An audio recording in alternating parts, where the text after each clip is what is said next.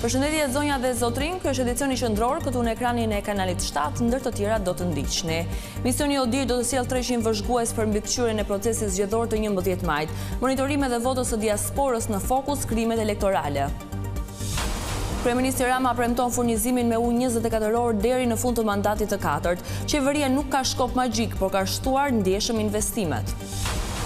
Përkujtohet 34 vjetori masakrës së 2 prillit në Shkodër, Berisha i quan 4 dëshmorët e demokracisë frymëzim për të mposhtur Ramën. Krim tronditës në Itali, një studente 22 vjeçare shqiptare gjendet e masakruar me thik brenda një valixheje. Arrestohet i dashuri i saj nga Filipinet.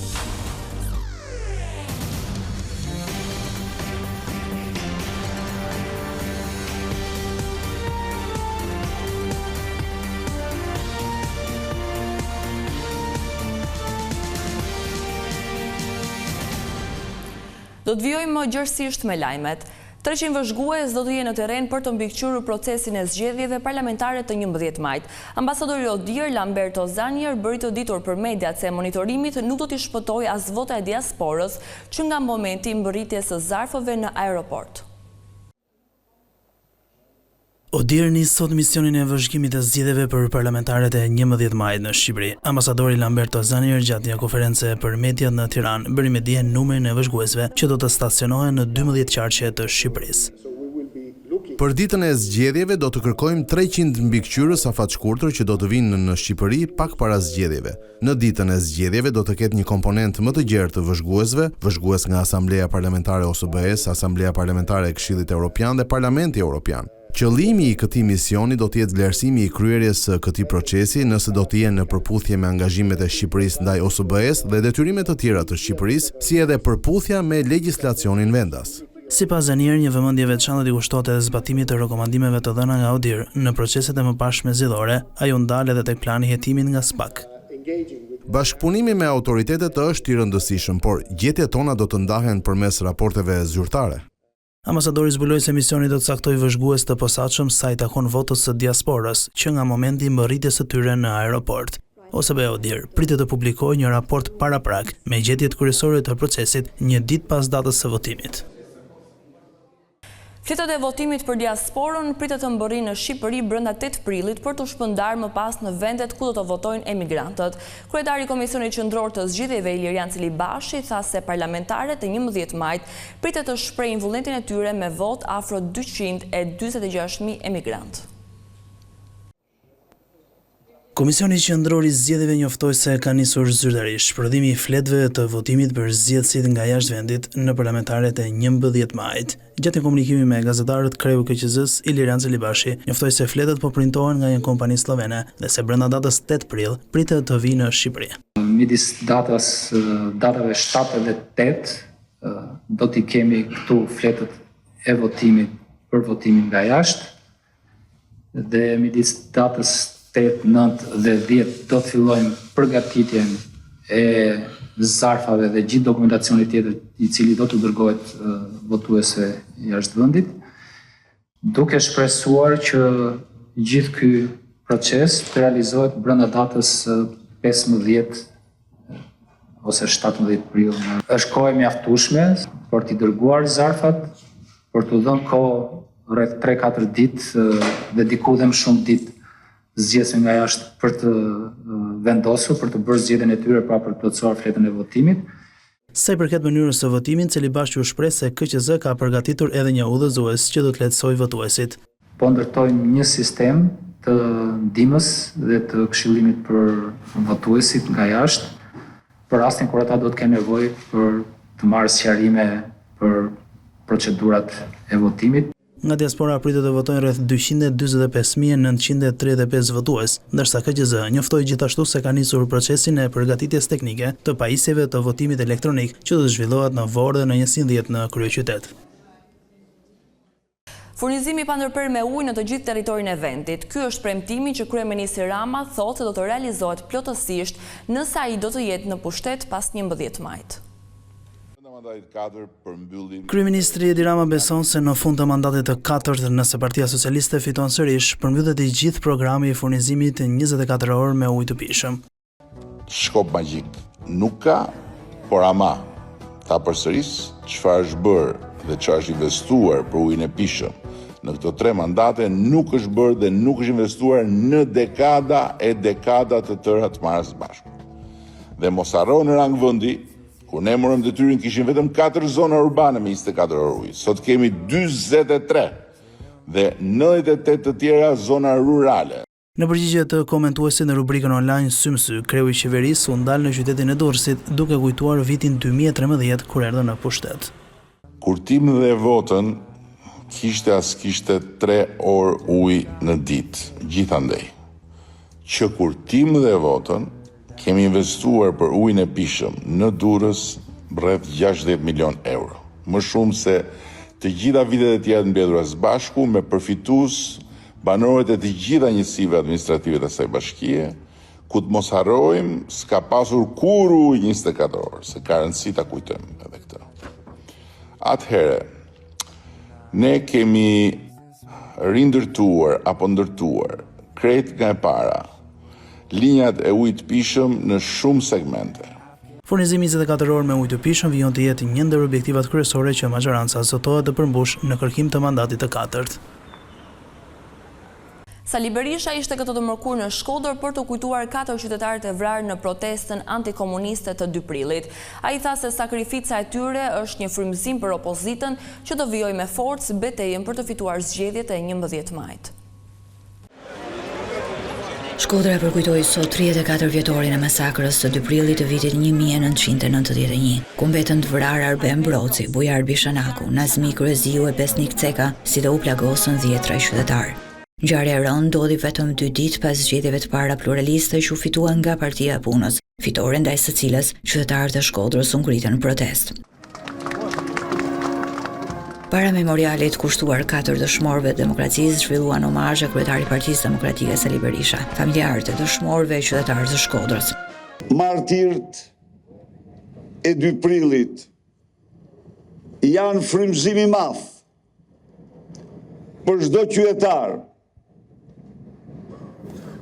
Sakrifikoj për lirinë dhe votën e saj.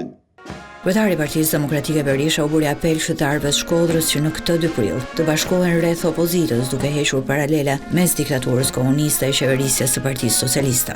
Ne nderojmë sot të ditë para një ngjarje që do ndajë epokat, sepse përsëri ne nderojmë veprën e tyre të ndritur, sakrificën e tyre sublime në një diktaturë, e cila nuk bazohet më në ideologjinë e ish komitetit të partisë, por bazohet ideologjinë e Dobraçit, të krimit, të terrorit. Dhe kjo është një diktaturë po aq e shëmtuar sa e para. Ndërkaq para gazetarëve, kryetari i Partisë Demokratike Berisha komentoi marrjen si të pandehur nga SPAK-u të kandidatit të Partisë Demokratike Bart Spahia, duke sulmuar kryebashkiakun socialist Benet Beci. Zoti Spahia na nderon dhe shpejt qytetarët e Shkodrës do marrin vesh se kush është ai që i qeveris aty, se ç'përfaqëson bashkiaku i Dobraçit. Gjatë vizitës në Shkodër, kryetari i Partisë Demokratike Berisha takoi edhe familjarët e 4 dëshmorëve të demokracisë.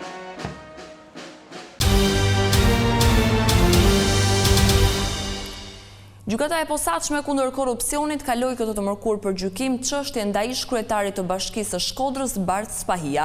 Ai akuzohet se refuzoi të zbatonte vendimin e tokave të zeza të Shkodrës për pezullimin e shkarkimit nga detyra të drejtorit të ujësillës kanalizimeve. Dosja e ish-kryetarit të Bashkisë së Shkodrës Bart Spahia kaloi për gjykim. SPAK e akuzon atë për pengim të ekzekutimit të vendimeve të gjykatës. Këtë të mërkur, ai u paraqit në gjykatën e posaçme ndërsa njoftoi se nuk do t'i nënshtrohet gjykimit të shkurtuar. Kështu nuk pranova gjykimin e shkurtuar, kërkova gjykimin normal, pikrisht i bindur se kjo është një padi e përgatitur e organizuar në zyrat e Partisë Socialiste, jo vetëm të Shkodrës, por edhe të Tiranës. Përdoret ky person për të ngritur një padi ndaj meje, thjesht dhe vetëm për ta përdorur politikisht në një kohë fushate elektorale. Në gjithë veprimtarinë time, si kryetari i Bashkisë Shkodër, kam pas udhërrëfyes vetëm zbatimin e ligjit. I pyetur nëse ka apo jo besim tek gjykata antikorrupsion, Spahia u përgjigj. Unë besoj tek domosdoshmëria e zbatimit të ligjit dhe respektimit të tij nga çdo qytetar dhe strukturë shtetërore. Sipas akuzës, ish kryebashkiaku i Shkodrës liroi nga detyra administratorin e ujësillës kanalizimeve, i cili e paditi më pas në gjykatë. Më vonë, Spahia emëroi dikë tjetër në këtë detyrë, por ndërkohë gjykata e Shkodrës kishte dhënë vendim që të pezulloheshin aktet e nxjerra nga kryetari i bashkisë. Ka qenë ky vendim që sipas SPAK është injoruar dhe që e vuri Bart Spahi në bankën e të akuzuarit. Ai mori detyrën e kryetarit të bashkisë Shkodër në mars të vitit 2022, pas fitores në zgjedhjet e pjesëshme vendore si kandidat i rithemelimit.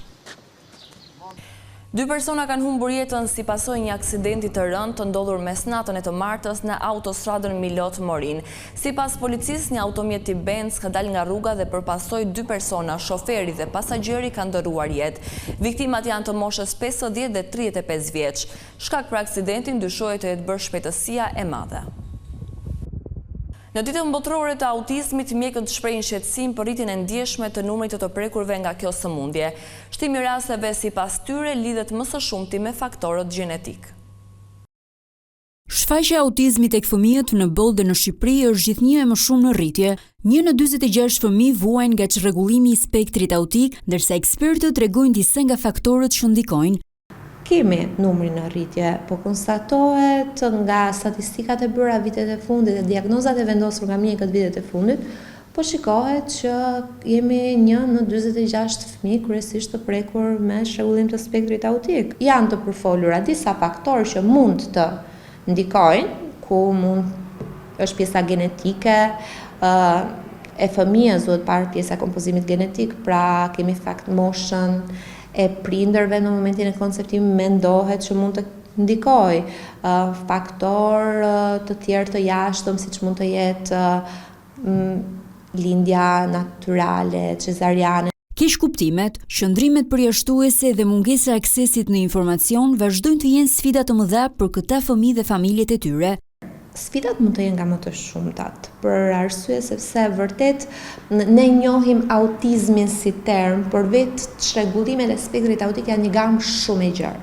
Dhe jo vetëm që janë një gamë shumë e gjerë që prekin 3 komponentë zhvillimi, që janë stereotipit, gjua verbale dhe jo verbale dhe socializimi me të tjerët, por varet shumë edhe nga shkalla që fëmia, individi është në spektrin autik. Ne mes nesh mund të kemi njerëz të cilët mund të jenë në një shkallë shumë të lehtë, të cilët kemi shoqërohen me to për ditë, nuk mund ta dim, madje ka patur raste që dhe ata vetë nuk e dinin të cilët ishin me autizëm dhe mund të jenë diagnostikuar në moshë shumë të vonë. 2 prilli shënon edhe ditën botërore të ndërgjegjësimit për autizmin, ditë e cila kujton rëndësinë e pranimit, mbështetjes dhe përfshirjes së personave me autizëm në çdo aspekt të jetës.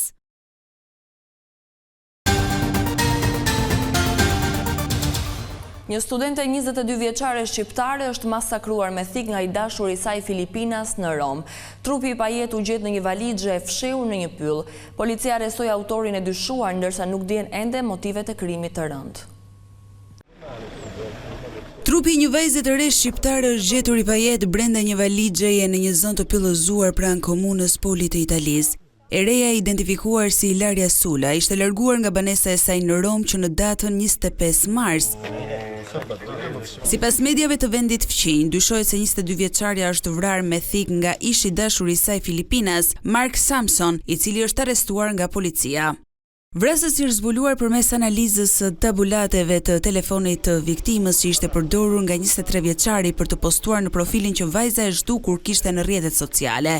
Mësohet se ai e ka vrarë studenten shqiptare në një apartament në kryeqytetin italian, ku ajo dyshohet se ka qëndruar ditët e fundit dhe më pas ka larguar trupin prej aty. Të martën e kaluar, Ilaria Sula kishte shkëmbyer disa mesazhe me shoqet e saj me të cilat ndante shtëpinë, por kur ato e kishin telefonuar më vonë, celulari rezultonte i fikur. Është e paqartë nëse ka komunikuar vërtet e reja apo telefoni ishte përdorur nga dikush tjetër. Edhe familjarët e 22 vjeçares nuk morën më asnjë përgjigje, ndërsa më pas denoncuan rastin në polici. Sa kaq, 23 vjeçari nga Filipinet pritet të merret në pyetje nga prokuroria për të hedhur më shumë dritë mbi ngjarjen dhe motivet që e kanë shtyrë për kryerjen e krimit të rënd. Kryeministri në detyrë i Kosovës, Albin Kurti, ka filluar takimet me partitë politike të pakicave për të konsultuar në lidhje me formimin e qeverisë së re. Kurti bisedoi me 2 prej drejtuesve të këtyre forcave që aktualisht janë pjesë e qeverisë. Sipas zyrës së kryeministrit, ato shprehen gatishmërinë për të vazhduar bashkëpunimin me lëvizjenve të vendosje. Pritet që Albin Kurti të vijojë takimet me faktorë të tjerë politik për të krijuar një koalicion të ri qeverisës. Kjo gjithçka e përgatitur edhe për këtë edicion informativ. Unë ju falenderoj për vëmendjen tuaj. Bashkë mirupafshim.